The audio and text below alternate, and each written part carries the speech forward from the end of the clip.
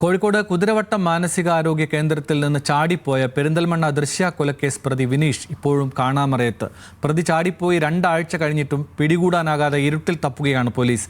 വിനീഷ് സംസ്ഥാനം വിട്ടതായി സൂചനയുള്ളതിനാൽ അന്വേഷണം കർണാടകയിലേക്കും വ്യാപിപ്പിച്ചിട്ടുണ്ട്. പ്രതിക്കായി 4 ഭാഷകളിൽ ലുക്കൌട്ട് നോട്ടീസും പുറത്തിറക്കിയിട്ടുണ്ട്.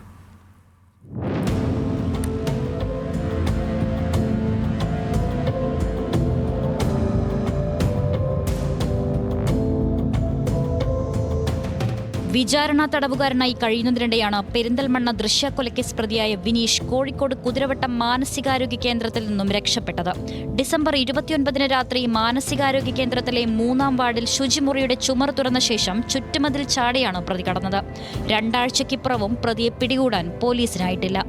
നഗരത്തിന്റെ പല ഭാഗങ്ങളിലെത്തിയതായി അതാതിടങ്ങളിലെ CCTV ദൃശ്യങ്ങൾ പരിശോധിച്ചപ്പോൾ പോലീസിന് വ്യക്തമായിരുന്നു.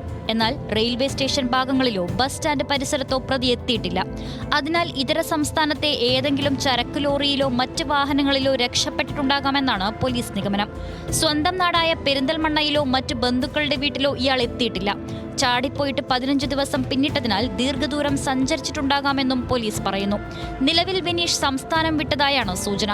പ്രതിക്കായി 4 ഭാഷകളിൽ ലുക്കൌട്ട് നോട്ടീസും പുറത്തിറക്കിയിരുന്നു. ഇത് 2-ാം തവണയാണ് വിനീഷ് കുതിരവട്ടത്തു നിന്നും രക്ഷപ്പെടുന്നത്. 2022-ൽ കുതിരവട്ടത്തു നിന്നും ചാടിപ്പോയ വിനീഷിനെ കർണാടകയിൽ നിന്നാണ് കണ്ടെത്തിയത്. അതുകൊണ്ട് കർണാടക കേന്ദ്രീകരിച്ച് അന്വേഷണം ഊർജിതമാക്കിയിരിക്കുകയാണ് പോലീസ്. മുൻപ് 1 തവണ ചാടിപ്പോവുകയും 2 തവണ രക്ഷപ്പെടാൻ ശ്രമിക്കുകയും ചെയ്ത പ്രമാദമായ കേസിലെ പ്രതിയെ കണ്ടെത്താൻ കഴിയാത്തത് പോലീസിന് കനത്ത തലവേദനയായിരിക്കുകയാണ്. 2021 ജൂണിലായിരുന്നു LLB വിദ്യാർത്ഥിനിയായിരുന്ന പെരിന്തൽമണ്ണ സ്വദേശി ദൃശ്യയെ പ്രണയാഭ്യർത്ഥന നിരസിച്ചതിനെ തുടർന്ന് വിനീഷ് കുത്തിക്കൊന്നത്. തുടർന്ന് കണ്ണൂർ സെൻട്രൽ ജയിലിൽ വിചാരണ തടവുകാരനായി കഴിയവേ പലതവണ ആത്മഹത്യാ പ്രവണത കാണിച്ചതോടെ വിനീഷിനെ ഡിസംബർ 9 കുതിരവട്ടം മാനസികാരോഗ്യ കേന്ദ്രത്തിലേക്ക് മാറ്റി. ദൃശ്യയെ കൊലപ്പെടുത്തിയ സമയത്ത് യുവതിയുടെ അച്ഛന്റെ കടയും വിനീഷ് തീവച്ച് നശിപ്പിച്ചിരുന്നു. നിരന്തരം രക്ഷപ്പെടാൻ ശ്രമിച്ച അക്രമകാരിയായ പ്രതിയെ നിരീക്ഷിക്കാൻ പ്രത്യേക സംവിധാനങ്ങൾ ഒരുക്കാത്തതും കടുത്ത ആക്ഷേപത്തിനിടയാക്കിയിട്ടുണ്ട്. മംഗലാപുരത്തിന് പുറമെ കോയമ്പത്തൂർ, മുംബൈ എന്നിവിടങ്ങളിലും തെരച്ചിൽ പുരോഗമിക്കുകയാണ്. Medical college SHO Baiju K. ജോസിന്റെ നേതൃത്വത്തിലാണ് അന്വേഷണം പുരോഗമിക്കുന്നത്.